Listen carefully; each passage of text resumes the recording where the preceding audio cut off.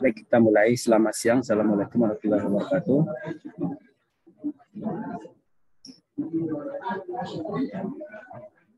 Waalaikumsalam warahmatullahi wabarakatuh. Kita lanjutkan pembahasan kita di mata kuliah dasar-dasar agronomi. Pada hari ini kita akan membahas tentang faktor lingkungan dalam pertumbuhan tanaman. Ya.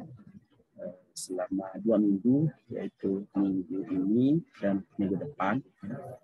Pada minggu ini kita akan diskusikan bagian 1 dan minggu depan kita akan diskusikan bagian 2. Nah, kalau kita lihat gambar ini, bahwa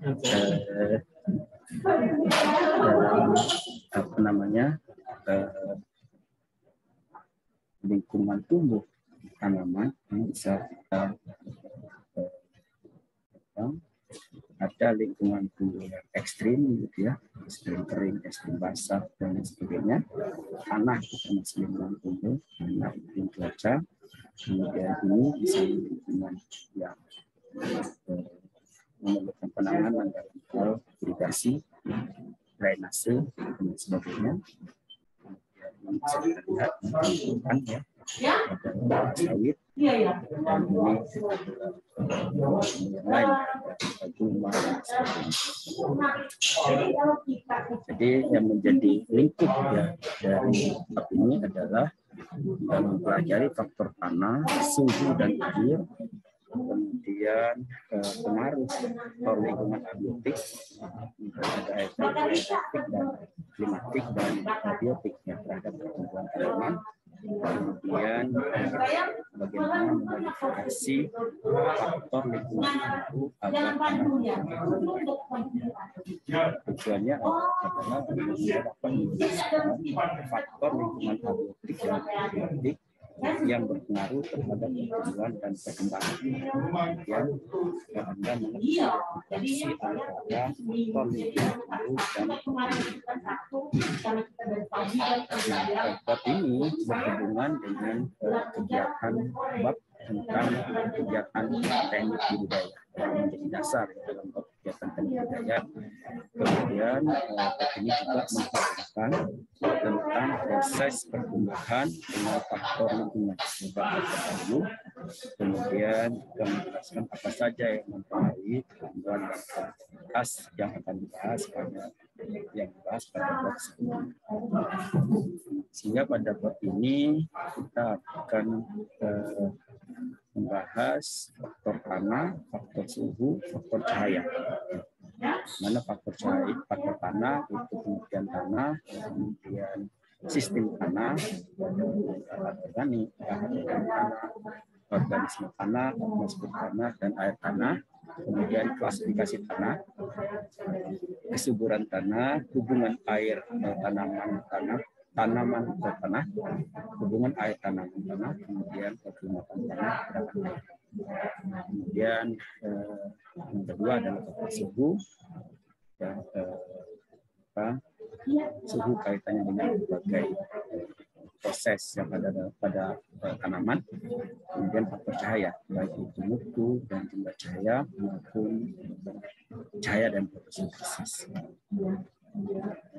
Nah, kalau kita lihat inilah ada ilustrasi interaksi berbagai faktor tumbuh. Ya, ada di atas tanaman itu ada cahaya, baik itu kualitas dan intensitas serta kadar kering. Kemudian ada oksigen dan karbon dioksida penting untuk fotosintesis dan sebagainya. Kemudian mikroorganisme, baik mikroorganisme yang menguntungkan maupun yang merugikan. Ada hama dan patogen yang menyebabkan penyakit pada gulma, dan tentu tanah, arah, tempat dan kemudian ada teknik budidaya. Nah, kita bicara tentang faktor abiotik, yaitu tanah, karena fungsi tanah itu adalah sebagai sumber unsur mineral. Berbagai mineral yang dibutuhkan oleh tanaman itu tersedia di tanah. Kalau misalnya tidak tersedia, maka perlu ditambahkan yang kemudian fungsi tanah yang lain adalah tempat persediaan air. Tanah itu mampu untuk menahan dan menekan. Dan yang tidak kalah pentingnya, tanah itu adalah tempat berpegangnya akar tanaman, ya, tanaman bisa tegak berdiri padanya. Memang ada teknologi budidaya yang tidak menggunakan tanah. Misalnya di sini adalah hidroponik, ya. Hidroponik itu budidaya tanaman tanpa media tanah. Dia menggunakan media yang lain untuk tempat berpegang, misalnya bakul, ya, menggunakan kerangka, misalnya batu kerikil dan sebagainya, tapi tidak menggunakan tanah. Kemudian karena tidak menggunakan tanah dan tanah itu sebagai sumber mineral, berarti media tanam yang digunakan di hidroponik itu tidak ada unsur haranya, ya, sehingga perlu adanya larutan hara yang tepat, yang tersedia, yang baik jumlah ya maupun perimbangan masing-masing unsur hara tersebut. Nah, ini yang harus menjadi perhatian, ya, jenis tanaman, kemudian kondisi air, kondisi lingkungan dan sebagainya, sehingga hara itu dapat tersedia dengan baik bagi tanaman. Jadi pH-nya harus buat netral, ya, unsur hara tertentu itu harus tersedia pas bagi tanaman, sehingga larutan hidroponik itu sangat spesifik pada tanaman-tanaman tertentu, meskipun ada hidroponik yang bersifat general, ya. Kemudian perlu tempat berpegang. Itu tadi tempat berpegang adalah media yang bukan media tanah. Memang relatif mahal, yang memang cocok tanaman yang bernilai ekonomi tinggi. Biasanya adalah sayuran. Contohnya adalah selada, ya, selada bakcoy, ya, bisa juga kangkung. Sayuran daun yang biasa digunakan untuk berikutnya kita bicara tentang profil tanah. Yang paling atas, kalau kita lihat, kalau kita lihat horizontal tanah sebelah kanan, itu yang paling atas itu adalah sampah. Sampah, kemudian di bawah sampah-sampah itu adalah partikel mineral dan organik. Ini ada bagian yang terkait. Kemudian di bawahnya lagi ada yang disebut partikel halus, ya. Kemudian ada padas lapuk, kemudian padas dan batuan induk. Jadi 10 cm ya dari permukaan tanah itu masih merupakan partikel mineral dan organik. Jadi kalau ini terkikis, maka yang tersedia adalah partikel halus, misalnya 30 cm di bawah permukaan tanah itu masih partikel halus. Kalau bagian 10 cm dia hilang, maka tanah itu menjadi tidak subur.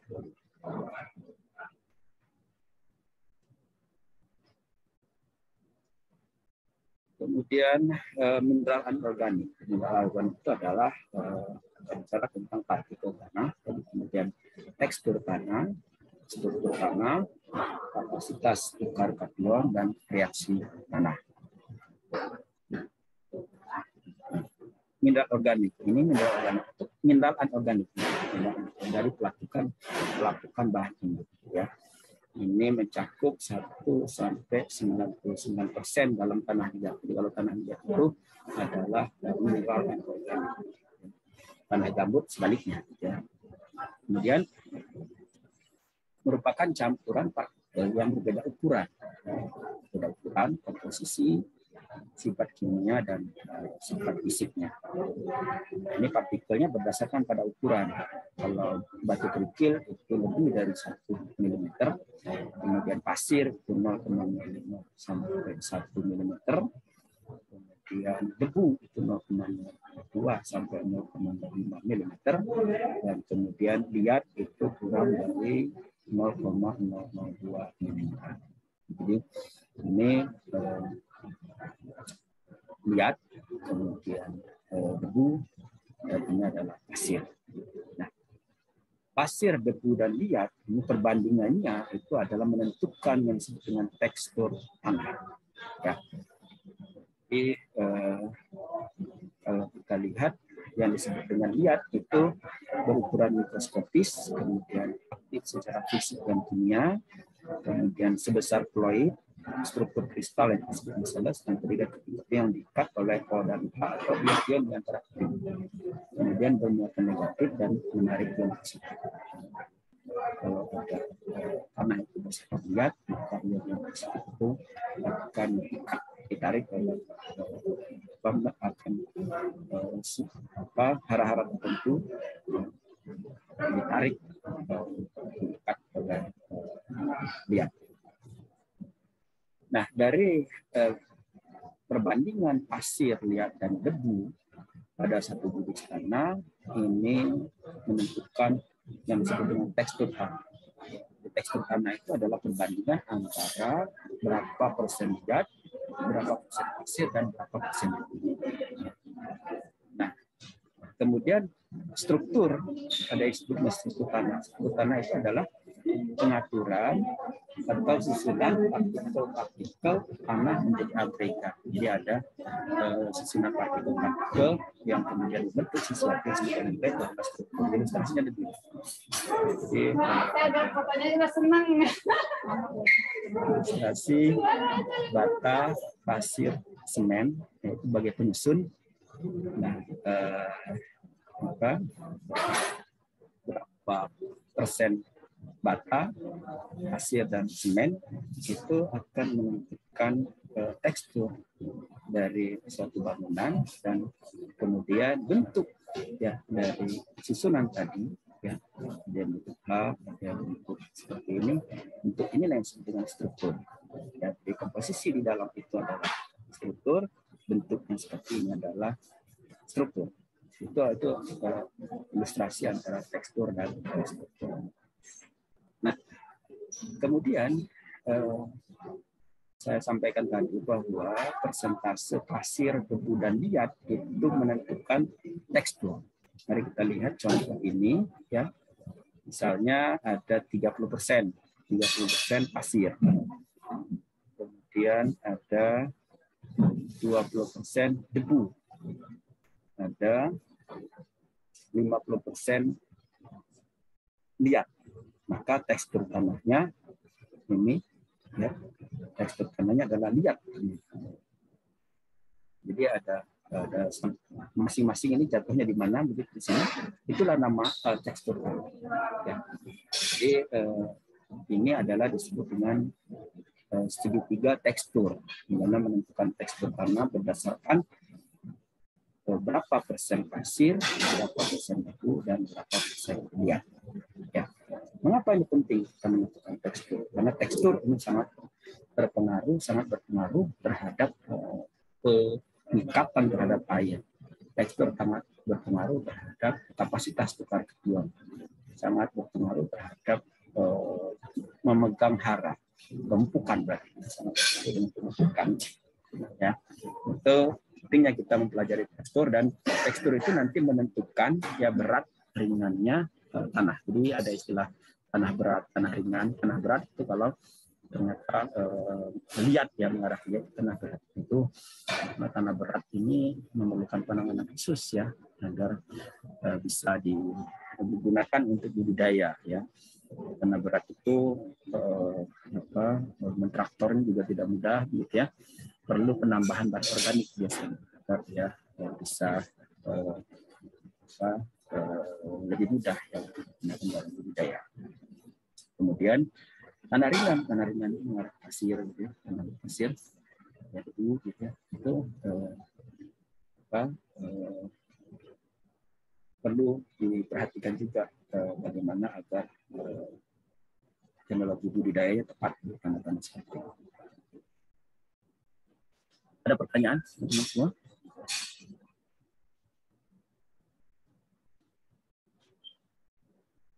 Nah, jadi tekstur tanah itu menentukan daya menahan air dan juga laju infiltrasi air.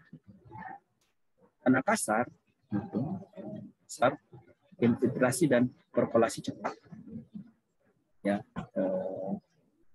misalnya ada pasirnya, itu disebut dengan tanah kasar, ya, itu mudah air itu hilang. Ya. Kemudian kalau tanah halus, infiltrasi dan perkolasi lama. Tanah liat itu termasuk tanah halus. Ya. Tanah kasar itu termasuk tanah ringan, seperti yang saya katakan tadi. Ini kandungan liatnya rendah, pasir dan partikel kasar lainnya tinggi, dan mudah diolah. Ini mudah dicampur, mudah dibajak, dan sebagainya, sehingga tanah-tanah ringan ini sangat mudah untuk kita olah menjadi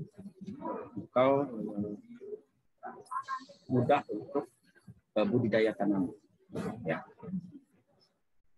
Sementara tanah berat ini kandungan liatnya tinggi, partikel halusnya tinggi, sangat berat untuk diolah. Biasanya kalau musim hujan dia becek, ya. Kalau musim kemarau dia akan pecah-pecah. Itu tanah liat, tanah berat. Ya. Berat ini perlu adanya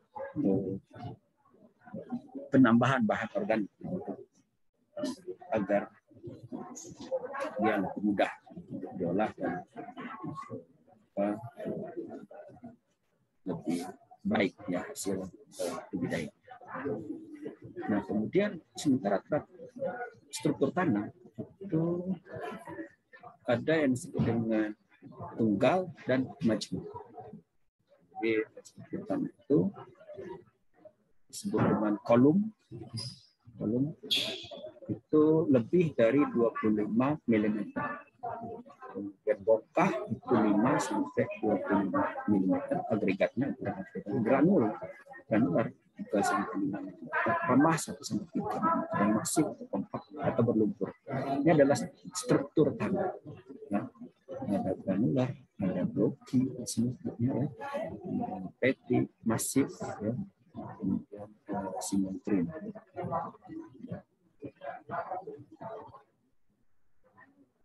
Nah, bahan organik dan pembenah tanah itu adalah dan semacamnya dapat memperbaiki struktur tanah, ya, yang tadinya bongkahan yang menjadi granul, lemah, juga memudahkan pembakaran. Itu tentang struktur.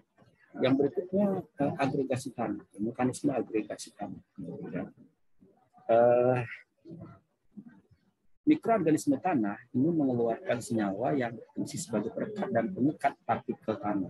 Tanah yang tadi membentuk struktur tertentu itu sesungguhnya ada peran dari mikroorganisme sehingga bisa terikat satu dengan yang lain.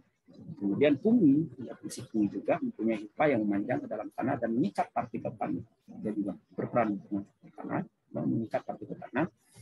Dan juga akar dari tanaman mengeluarkan gula ke dalam tanah dan membantu dalam mengikat partikel tanah.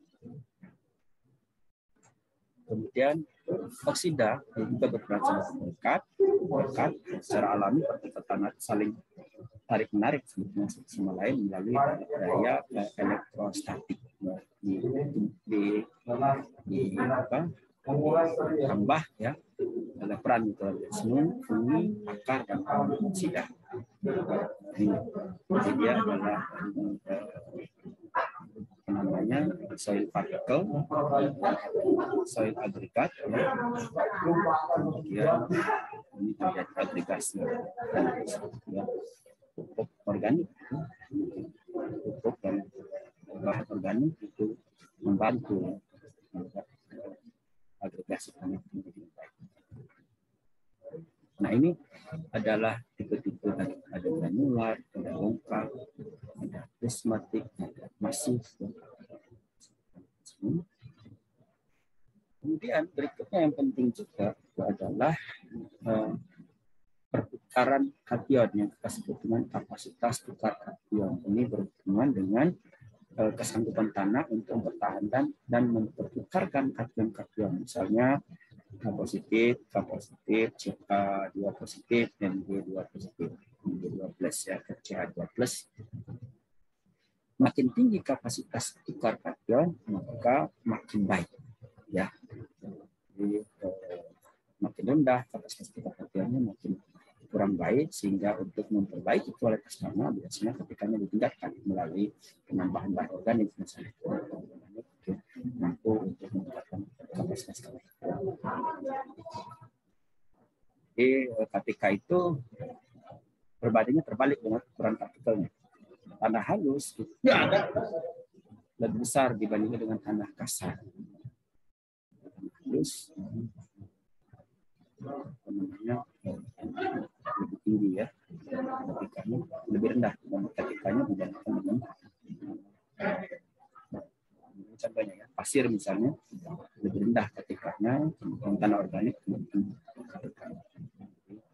Kalau kita lihat ya tekstur tanah ini, pasir dengan pembentuk misalnya ini pasir khususnya, kalau tanah itu berpasir, padang pasir misalnya ke pantai, maka perlu ada penambahan bahan organik untuk meningkatkan kapasitas kita.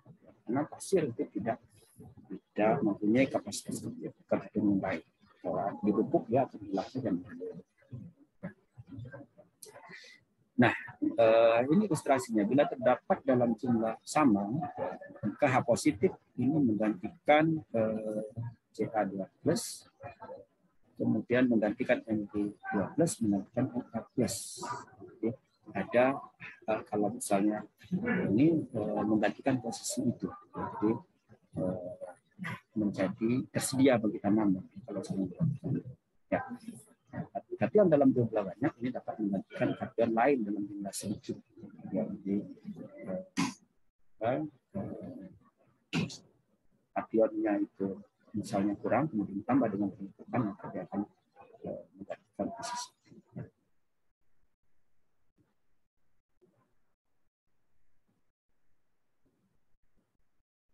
Kemudian pemupukan ini berperan untuk memperbaiki sifat kimia tanah, khusus untuk pupuk yang anorganik. Kalau pupuk organik itu adalah tadi memperbaiki struktur tanah, sementara kalau pupuk anorganik ini memperbaiki sifat kimia tanah, dia tidak memperbaiki struktur tanah. Bahkan kalau terus-menerus dilakukan pemupukan anorganik, maka tanah itu lama-lama akan mengeras, gitu ya, karena sifat kimianya tertentu akan menyebabkan terjadinya perubahan ya sifat kimia tanah dan menyebabkan perubahan dalam banyak hal ya dari sifat tanah.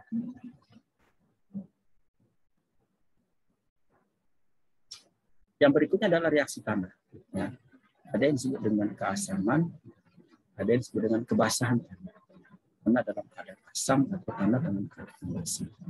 Kita tahu bahwa pH itu bergerak antara 0 sampai 14.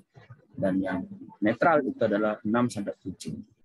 6 sampai 7 itu adalah cocok untuk pertumbuhan tanaman secara umum. Hampir semua tanaman bisa ya tumbuh pada kondisi pH 6 sampai 7. Kenapa bisa demikian? Karena pH ini menentukan persediaan hara. Hampir semua hara tersedia pada pH tersebut. Ya. Nah, kalau pH-nya lebih rendah daripada 6, maka hanya tanaman tertentu yang bisa tumbuh atau cocok. Jadi misalnya famili Ericaceae, ada rhododendron, gardenia, azalea, camellia, polite, cranberry, dan blueberry. Nah, pH kurang dari 6 itu akan kekurangan kalsium, magnesium, misalnya seperti itu. Tanaman-tanaman yang menghasilkan buah yang memberikan kalsium tinggi biasanya dia kekurangan. Gitu. Nah, dengan pH-nya ditingkatkan, ya, maka berbagai unsur hara tanah menjadi tersedia. pH-nya dapat ditingkatkan dengan pengapuran. Ya. Pengapuran diberikan misalnya Ca, Ca3, kemudian atau CaOH, CaM, Ca3 ini pertanian, gitu ya, coba di telomit, gitu ya, faktor yang lain, sumber faktor yang lain. Itu selain daripada meningkatkan pH, juga meningkatkan ketersediaan kalsium dan magnesium ya kalau dalam Itu kalau pH-nya rendah. Kalau pH-nya tinggi, misalnya di atas 7, juga akan mempengaruhi ketersediaan mineral tertentu.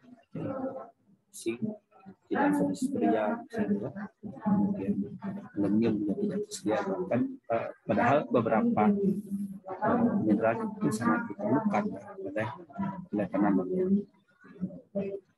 Sehingga perlu diturunkan yang pH-nya di atas 7 ini diturunkan dengan menambahkan belerang atau sulfur. Ya. Ada pertanyaan? Ini saya sedang di luar rumah, jadi mungkin tidak terlalu baik ya suaranya. Banyak yang luar. Mungkin belum ada, Pak. Belum ada ya, tapi masih mendengarkan ya. Banyak berisik ya Mas Iqbal. Ya Pak, itu lumayan suaranya bergema sedikit. Karena ini ada sungai, ini di hotel ini ya, hotel BNL.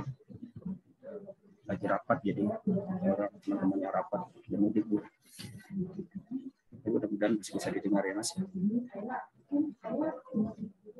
Kemudian berikutnya adalah bahan organik. Ini yang menjadi penting. Bahan organik itu adalah fraksi yang berasal dari organisme hidup. Ya, salah satunya adalah humus. Ya. Humus itu resisten terhadap pemecahan lebih lanjut dan banyak di lapisan atas. Ya.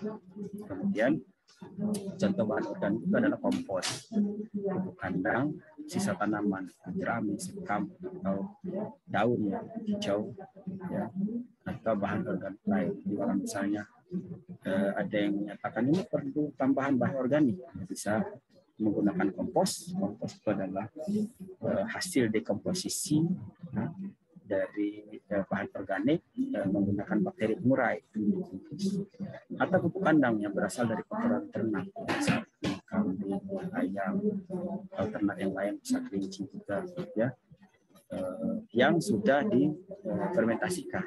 Bisa, kalau ingin dipercepat, bisa ditambah dengan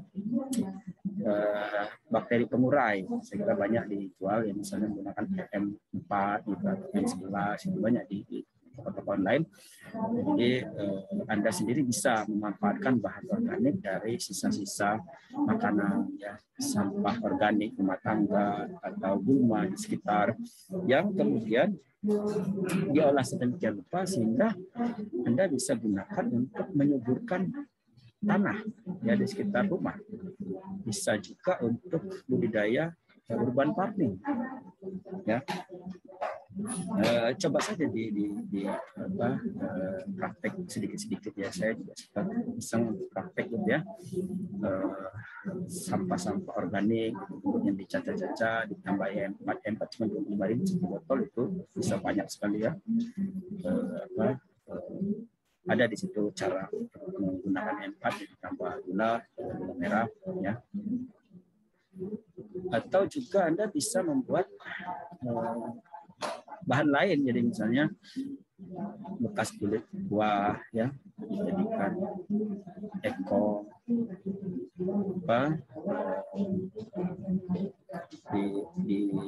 dibuat bahan organik cair gitu, ya, ekoenzim gitu, ya, selama 3-4 bulan dikomunikasikan, karena biasanya kulit dari buah-buahan itu mengandung bakteri pengurai tertentu yang bermanfaat, sehingga bisa dibuat ekoenzim. Pernah dengar, silakan cari Google, ya.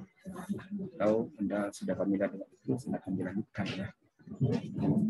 Nah, apa manfaat bahan organik? Yang pertama adalah daya pegang air. Itu penting sekali, ya. Tanah-tanah berpasir, tanah-tanah yang ringan ini tadi kemampuan memegang airnya rendah, sehingga hujan itu langsung lewat. Sementara kalau digunakan untuk budidaya, dia harus cukup, akarnya harus cepai. Kalau misalnya tanah itu tidak memegang air dengan cukup, maka akar akan kekurangan air, harus sering disiram, ya. Jadi tidak bisa memanfaatkan air hujan. Disiram pun harus rutin, ya.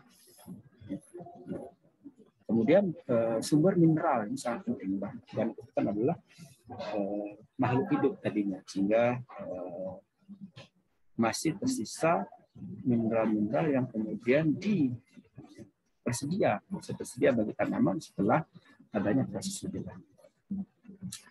Kemudian pertukaran kation, ya, menahan sejumlah mineral, kemudian tersedia bagi tanaman. Yang penting juga dalam memperbaiki struktur tanah, ya, tanah yang tadinya berbongkah-bongkah, gitu ya, yang sulit ya ditanami, menjadi lebih lemah, gitu ya. Kemudian penting juga dalam memperbaiki aerasi, karena kalau kita menggunakan untuk budidaya tanaman, itu akar perlu juga memperoleh oksigen dari tanah. Kalau tanah kurang oksigen, maka tanaman tertentu tidak bisa tumbuh dengan baik. Ya. Jadi sangat banyak manfaat bahan organik. Sehingga kalau kita bicara tentang budidaya tanaman berkelanjutan, maka kita memanfaatkan bahan organik ya, sebagai sumber utama dalam hal pembentukan, sumber utama dalam hal memperbaiki struktur tanah,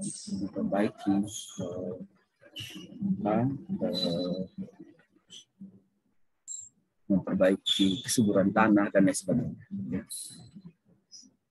Nah, itu adalah bahan organik. Gambut itu bahan organiknya banyak sekali, tapi dia belum terurai ya. Jadi gambut itu adalah bahan organik yang masih mentah, sehingga kalau dilakukan budidaya lahan gambut ini akan menjadi masalah karena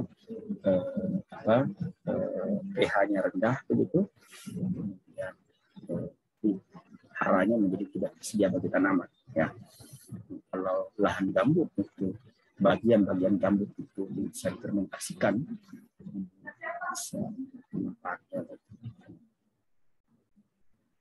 Kemudian ada yang disebut dengan mineralisasi. Tanah mineral itu berarti bukan tanah yang banyak bahan organiknya, bukan tanah gambut, tanah mineral itu adalah tanah biasa. Nah, penguraian bahan organik oleh bakteri, cendawan, dan organisme menjadi CO, H2O, dan mineral. Penting dalam lingkaran kimia. Jadi, mineralisasi itu tersedia ya, tersedia bagi tanaman. Ya. Misalnya absorpsi mineral lewat akar ke bagian tanah. Di dalam misalnya tidak diurai oleh bakteri, cendawan, dan organisme, maka bahan organik itu menjadi tidak tersedia bagi tanaman. Jadi dengan mineralisasi, maka akar mampu untuk mengabsorpsi bahan-bahan tersebut yang disebut dengan hara melalui akar, karena dia menjadi hara-hara yang sifatnya bisa larut dalam air dan kemudian bisa masuk ya, ke dalam takaran tanaman. Bisa menyebabkan kematian tanaman kalau misalnya belum sempurna proses itu, ya, dekomposisi dan pelepasan mineral. Nah, dengan adanya proses organik dan adanya bahan organik dan mineralisasi, maka tanah ini dibagi menjadi dua, tanah mineral di mana bahan organiknya kurang dari 20%, dan tanah organik ya, tanah organik di mana bahan organiknya lebih dari 20%. Contohnya adalah gambut. Tanah itu bahan organiknya lebih dari 20%, ya, itu akan disebut dengan tanah organik. Jadi kalau dia bahan organik lebih dari 20%, maka disebut dengan tanah organik atau tanah gambut. Kalau Anda melakukan penelitian, itu misalnya dalam budidaya perlu diklasifikasikan dulu apakah di tanah mineral atau di tanah organik.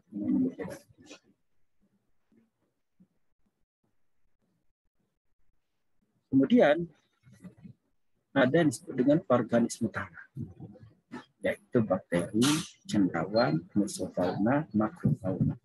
Apa itu? Pentingnya organisme tanah. Kita tahu bahwa akar itu memecah batuan dan tanah, kemudian hasil respirasi itu meningkatkan kandungan asam karbonat, kemudian meningkatkan kelarutan mineral. Jadi akar termasuk organisme tanah juga. Dia berperan untuk memecah batuan dan tanah.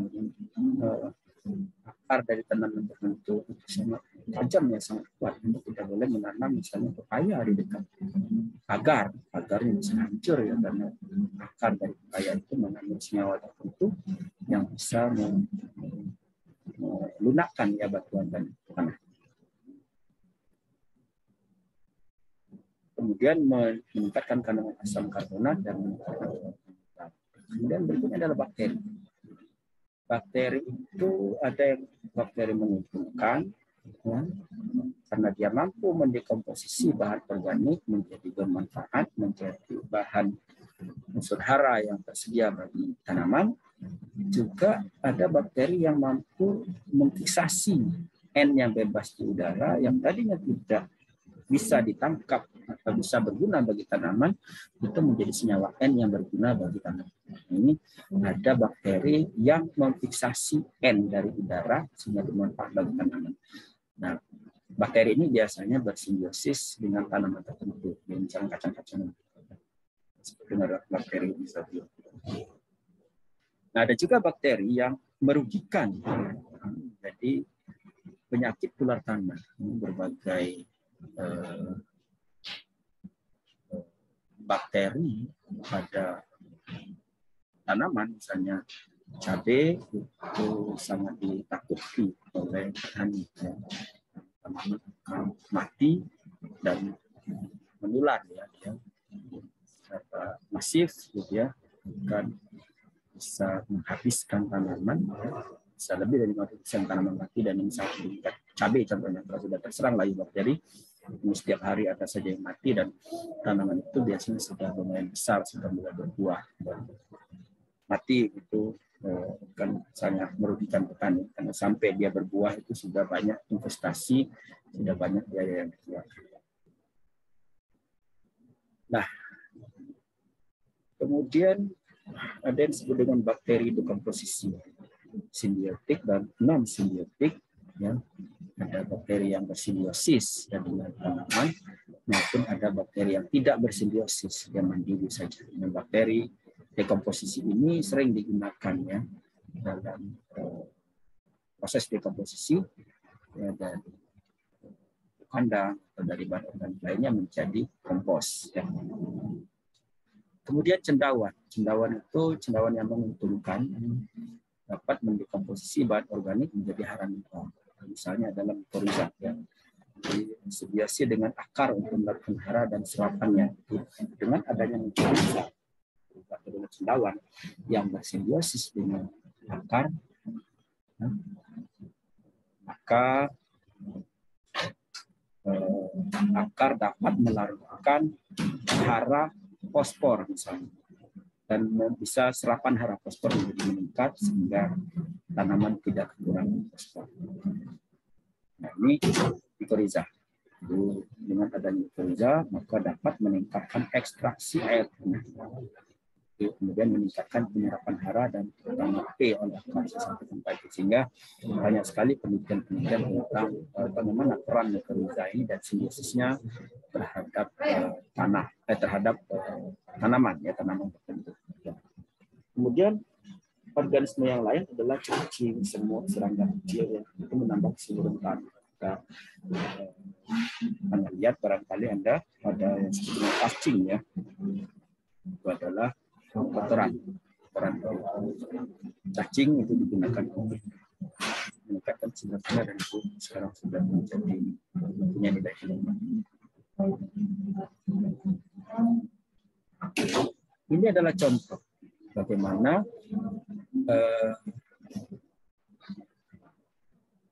simbiosis antara bakteri menguntungkan, yaitu Rhizobium japonicum, ya, yang kemudian disebut dengan bintil akar, dengan yang bersimbiosis dengan kedelai misalnya, dengan kacang-kacangan. Hampir semua kacang-kacangan itu mampu bersimbiosis dengan Rhizobium. Ya.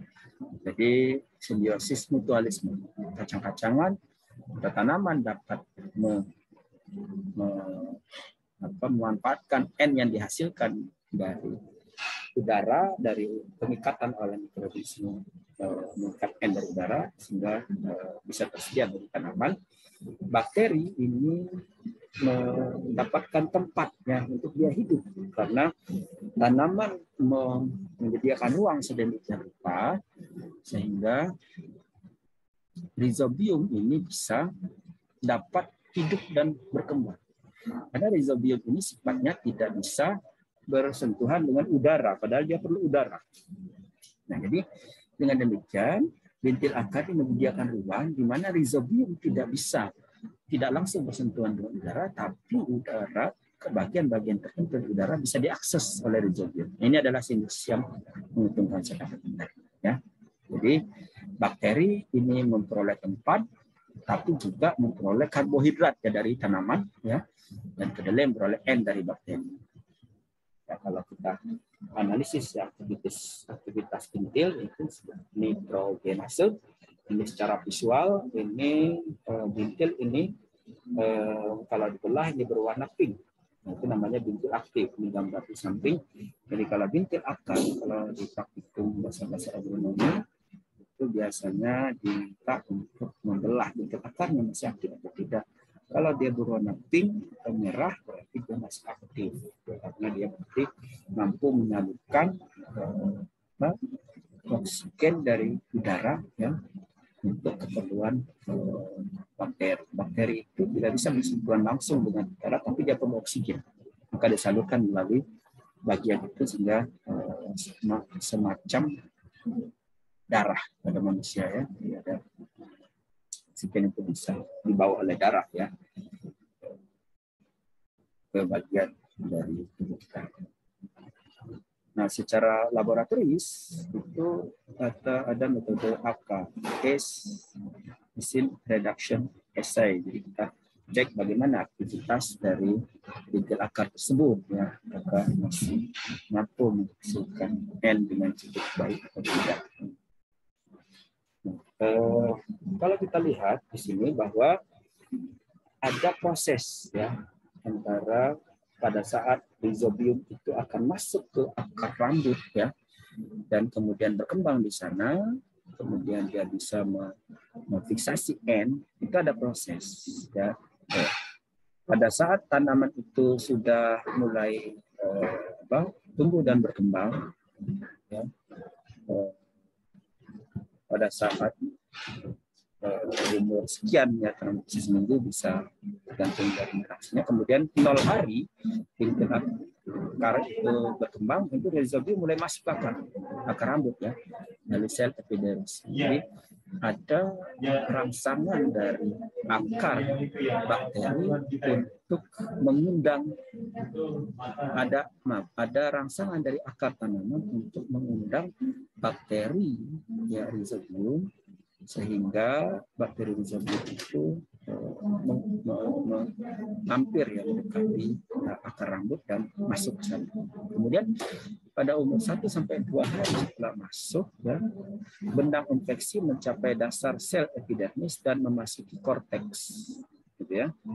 Kemudian 3-4 hari ada respon dari tanaman membuat massa kecil ya, jadi membuat semacam rumah gitu bagi bakteri ya, disebut dengan bintil. Nah, pada umur 5 hari itu bintilnya semakin membesar ya. 7-9 hari bintilnya mulai tampak ya, kemudian 12-18 hari jaringan bakteroid berwarna merah muda dan mulai terfiksasi. Jadi pada saat bakteri atau pada saat bintil itu berwarna merah muda, maka terjadilah fiksasi N pada bisa dapat terjadi oksigen yang bisa dimanfaatkan oleh ini dan kemudian N-nya juga masuk ya bintil akar tersebut, kemudian N dari udara bisa difiksasi oleh bakteri ya, sampai umur 23 hari setelah rhizobium masuk ya, dan saat itu berhenti fiksasinya kemudian bintil maksimum ya umur 28 sampai 37 hari, dan selanjutnya adalah pelampukan bintil dan kemudian bagian dari hara yang dihasilkan atau N yang oleh bakteri itu bisa dimanfaatkan oleh tanaman. Nah, oleh karena itu ada periode di mana perkembangan rhizobium kita pahami, di mana N berarti belum tersedia sampai 23 hari itu N belum tersedia. Oleh karena itu pada kacang-kacangan di awal penanamannya perlu penambahan N karena N belum tersedia. Ya. Kemudian tentu ada agar tanaman itu mampu menyediakan sumber makanan bagi bakteri harus cukup subur. Dan sehingga dia mampu berinteraksi dengan bakteri dengan baik. Nah, itu adalah contoh dari rhizobium. Berikutnya adalah contoh dari mycorrhiza. Ya, jadi pupuk itu bisa tidak mampu menyuburkan tanaman, TSP misalnya, ya, karena tidak langsung tersedia bagi tanaman. Ya. Tersedia tapi tidak optimal. Ya. Dengan adanya mycorrhiza, ya, maka pupuk itu menjadi lebih efisien, lebih tersedia bagi tanaman, dan dengan demikian maka akan meningkatkan bobot kering ya bagi tanaman. Ini contohnya adalah bobot kering ubi kayu. Yang atas, untuk kurva di atas adalah dengan mycorrhiza, kurva di bawah dengan mycorrhiza. Bisa kita lihat ya, semakin tinggi TSP itu sebetulnya semakin baik juga bobot kering ubi kayu. Tapi kalau kita bandingkan keduanya antara mycorrhiza dan non mycorrhiza, pemberian mycorrhiza itu bisa 2 kali lipat yang meningkatkan dari bobot kering ubi kayu. Itu penting untuk memberikan mycorrhiza ke dalam cendawan mycorrhiza ke perakaran tanam. Ya. Jadi, biasanya mycorrhiza itu diperoleh pada secara alami dari dekat perakaran tanaman, kemudian isolasi, diperbanyak dan kemudian diaplikasikan kembali ke dalam kembali ke tanaman. Jadi teman-teman semua, dengan demikian maka peran mikroorganisme menjadi penting dalam budidaya tanaman berkelanjutan. Mikroorganisme itu sangat membantu. Ya. Jadi kalau kita lihat banyak sekali perusahaan-perusahaan yang memanfaatkan mikroorganisme sebagai sumber ya, sumber dekomposer dan kemudian menjadi sumber penghasilan ya. Jadi ada yang disebut dengan trikoge gitu ya, itu adalah trichoderma atau E4, itu kumpulan dari berbagai mikroorganisme yang kemudian ketika diaplikasikan ke bahan organik ya langsung mendekomposisi dalam waktu yang cepat, 2 minggu 3 minggu itu bisa terdekomposisi dengan baik. Yang kalau tidak dibantu oleh mikroorganisme dia terdekomposisi juga karena ada mikroorganisme lokal alami, tapi lebih lama bisa 2 bulan baru terdekomposisi dengan adanya dekomposer ya jumlahnya banyak gitu ya. Pada waktu 2 minggu kemudian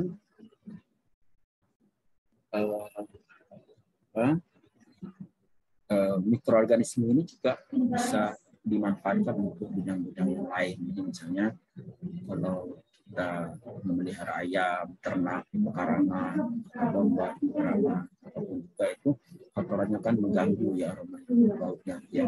Nah, dengan mikroorganisme itu aroma yang ditimbulkan dari kotoran ayam, sapi, misalnya atau domba kan sangat berkurang. Itu contohnya adalah kita beri E4 khusus peternakan. Nah, itu adalah kandungan mikroorganisme yang bisa posisi dengan cepat ya, kotoran ternak gitu ya, bisa langsung diminumkan ke ini atau disemprotkan ke kotorannya. Bisa kalau ayam bisa diminumkan, campurkan ke airnya, kemudian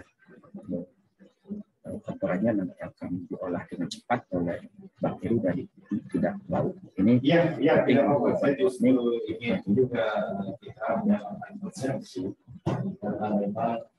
ada pertanyaan?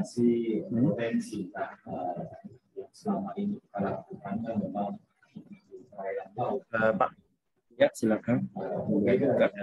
Pak, kalau kita lihat di supermarket itu kan Pak ya, sayuran ada sayuran organik dan sayuran biasa. Ya.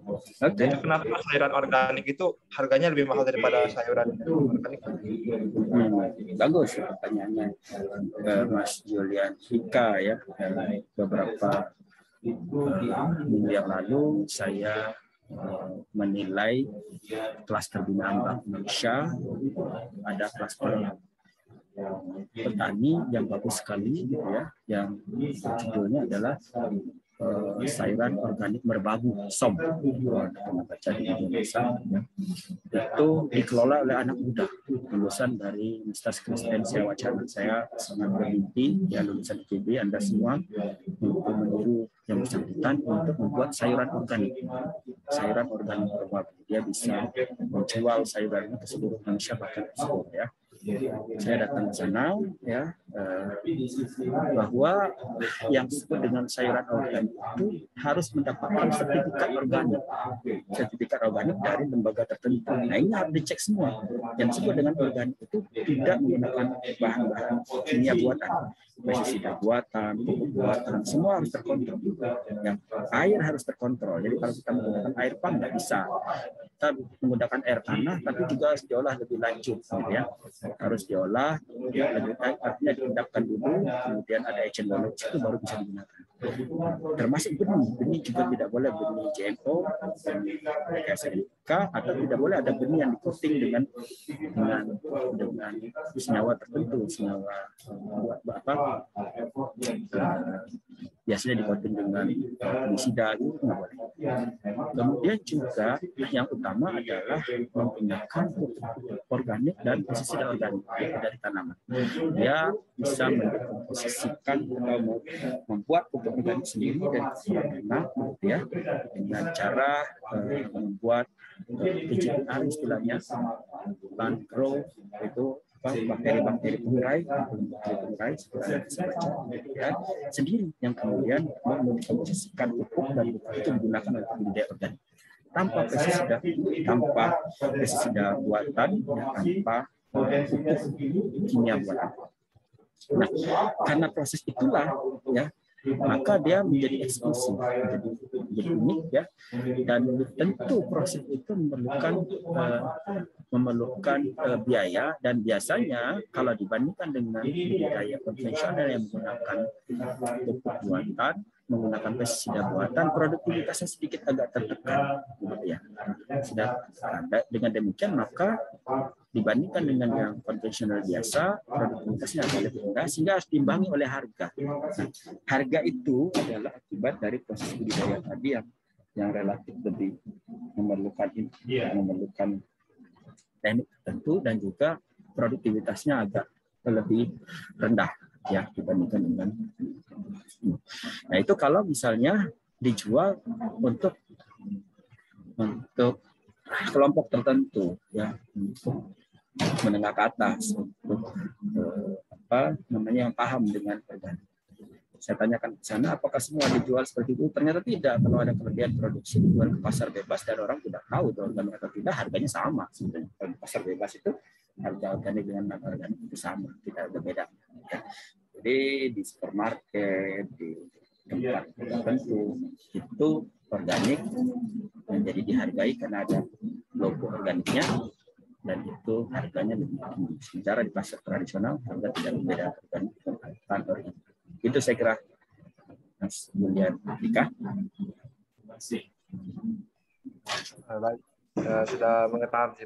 Jadi kalau misalnya tidak dikasih label organik, berarti di pasaran itu dianggap sama seperti ini, Pak ya? Sayuran pada umumnya.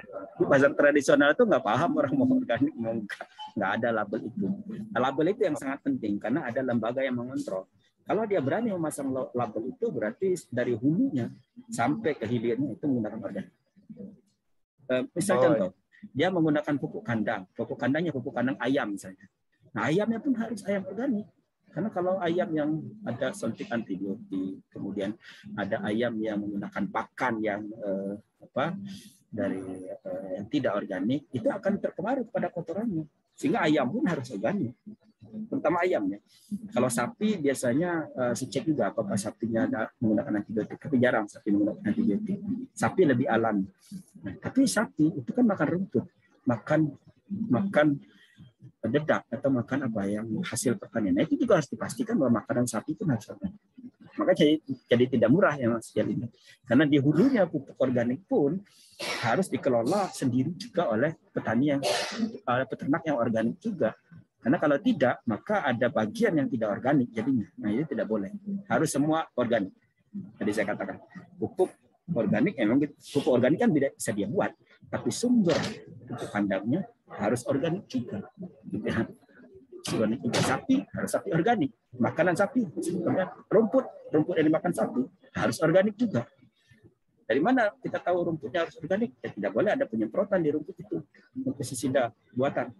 Tidak boleh menggunakan pupuk buatan dan lain sebagainya. Rumputnya gitu ya. Nah, air misalnya tidak boleh kita menggunakan air irigasi yang mengalir karena kita tidak tahu di hulunya itu apakah petani lain itu menggunakan organik. Tidak, kalau air irigasi yang buatan itu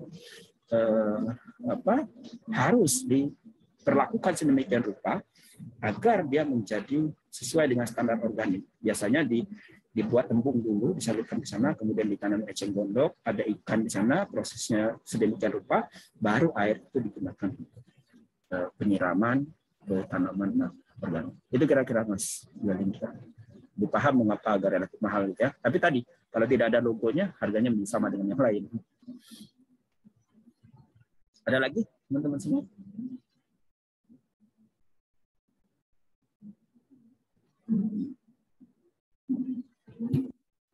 Kalau tidak, kita cukupkan ya sampai di sini. Sampai ketemu minggu depan. Sambung. Ya, saya ada nggak Pak? Silakan. Masih ada? Masih ada pertanyaan?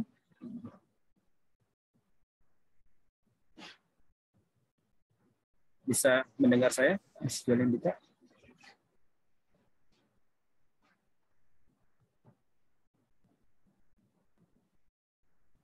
Bisa? Putus-putus ya? Baik, kalau gitu kita cukupkan sampai di sini. Terima kasih atas perhatian semuanya. Bertemu minggu berikutnya. Assalamualaikum warahmatullahi wabarakatuh. Selamat siang.